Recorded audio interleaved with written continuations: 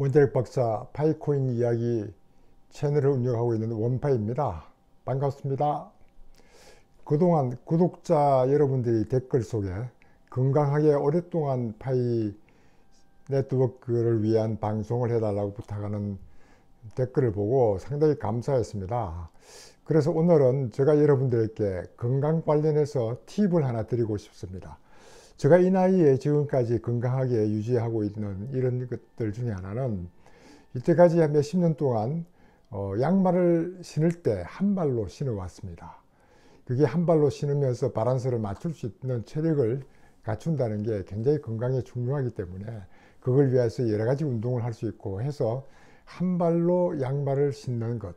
앉아서 편하게 신는 것보다는 미리 체력을 위해서 그렇게 하는 것들을 여러분들에게 권하고 싶습니다. 예. 오늘은 그 머스크와 베이조스의 파이코인 격돌이라는 제목으로 여러분들하고 얘기를 해보고 싶습니다.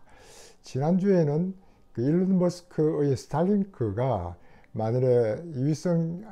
인터넷을 이용해서 이런 그 지구상의 모든 구석구석의 인터넷을 활용할 수 있도록 했을 때 가난한 사람들에게도 지불할 수 있는 방법은 파이코인이 가능하지 않겠느냐. 이렇게만 된다면은 상당히 큰 이 파이코인에 대한 변화가 소위 빅뱅이 일어날 것이다 라는 얘기를 가지고 여러분들하고 대화를 나눴습니다. 물론 여러분들 최근에는 그 테슬라 스마트폰 파이 모델에서 상당히 적합하게 생각하고 있는 것이 그동안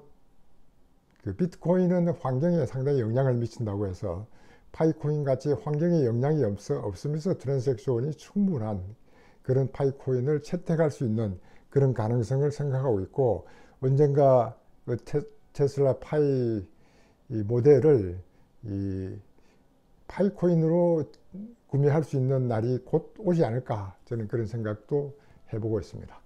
오늘은 그 아마존의 그 제프 베이조스, 또 베조스라 하기도 하고 하는데 제프 베이조스에 대한 얘기를 좀 해볼까 합니다. 이 베이조스는 어릴 때 상당히 그 우주에 대한 꿈을 많이 꾸고 자랐다고 저는 들었습니다. 뭐 11살 때인가 언젠가 지구의 자원이 부족할 때는 어떻게 할 것이냐 하는 걱정을 할 정도였던 그런 관심을 가졌다고 하니까 그와 같은 것이 우주 개발에 초점이 되어서 아마존이 좀 더 성공한 이후에는 우주에 대한 관심을 가져서 최근에는 그 블루 오리진이라는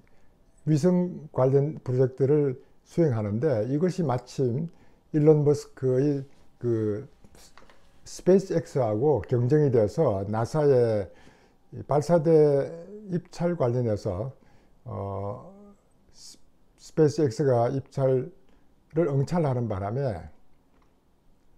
베조스가 상당히 거기에 대해서 고소하는 이런 사건들이 생겨서 서로의 앙숙관계였고, 일론 머스크는 화성에 이주하는 그런 계획을 세워서 화성 가는 것에 대해서 관심을 가진 반면에 이 베조스는 오히려 스페이스 콜로니라고 우주 공간을 만들어서 거기에 자원들은 달에서부터 수급하는 이런 방법들을 제시해서 화성 이주를 얘기하고 있는 일론 머스크를 좀 비난했던 뭐 이런 사이가 서로의 좀 앙숙관계, 이렇게 해서 서로가 복잡한 관계를 이루어왔는데, 실제 니콜라스하고 이 아마존하고의 관계는 어떤 것이었냐면은, 제가 알고 있기로는 그 니콜라스가 스타트X라고 스타트업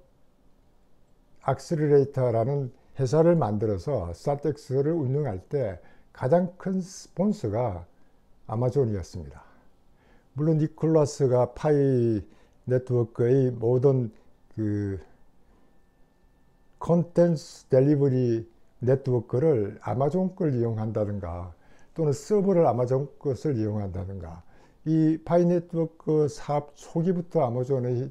지원을 많이 받았다 하는 얘기도 있었고, 또한 아마존에서는 파이 네트워크가 2019년 3월 14일 날 이루어졌는데, 그것보다도 좀 빠르게 2019년도 6월 한 4일인가 이때 아마존 파이.com을 등록을 하게 함으로써 이미 아마존에서 파이 네트워크에 관심을 가졌다, 이런 얘기도 나오고 있습니다.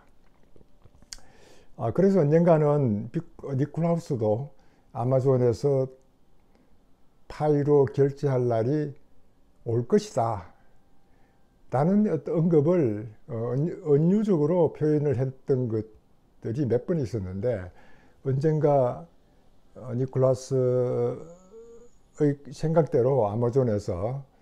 이 지금 오픈넷이 연결만 된다면은 바로 파이 결제 버튼만 하나 만들면 언제든지 쓸 수 있는 이런 그 시스템을 아마존에서 갖추고 있고, 더군다나 아마존에서 그걸 하기 전에 이미 일론 머스크는 파이 모델이라는 파이라는 말을 써가지고, 만일에 지금 그 스마트폰 파이 모델이 제가 알고 있기로는 12월 21일 날 뭐 나온다는 루머가 상당히 많고, 가격도 800에서 1200불이라고 그러다가 최근에는 650불이라고 얘기하다가, 며칠 전에는 제가 490불이라는 얘기로 가격이 자꾸 내려가고, 거기에는 상당히 많은 기능들이, 얘기할 수 없을 정도로 많은 기능들이 들어가고,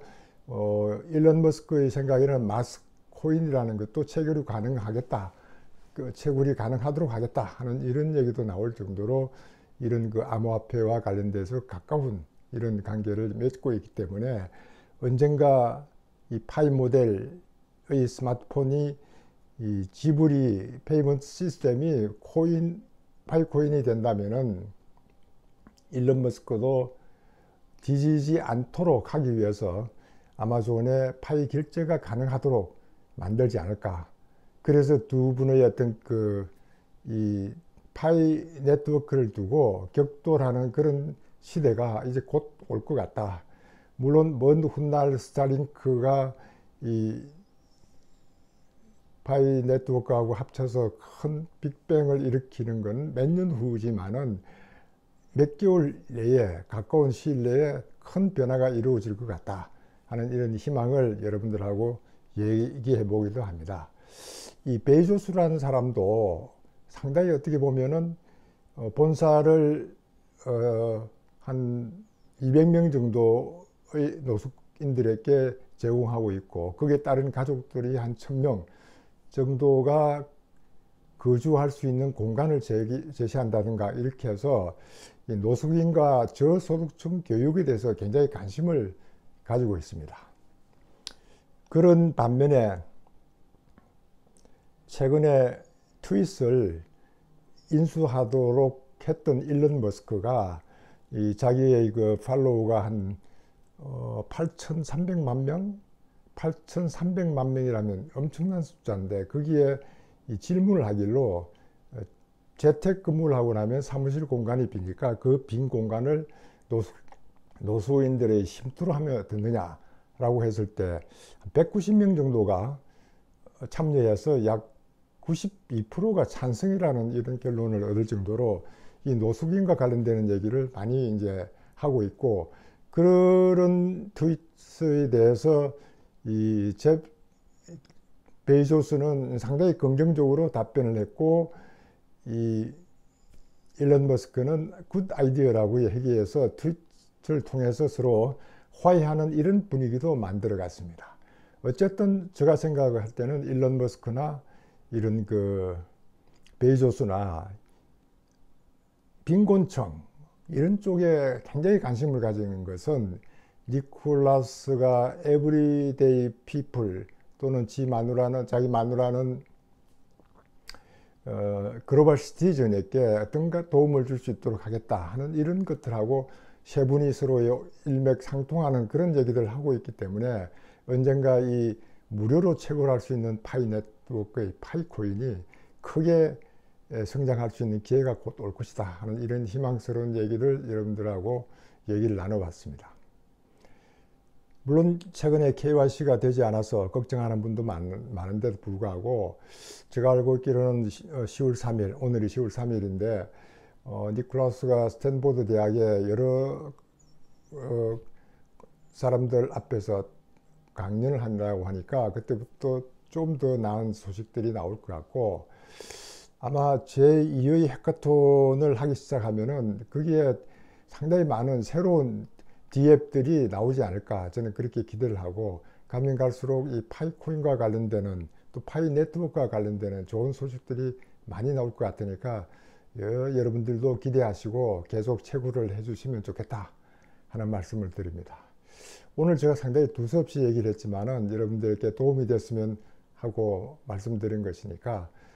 들어주신 거에 대해서 감사드립니다. 여러분들 감사합니다.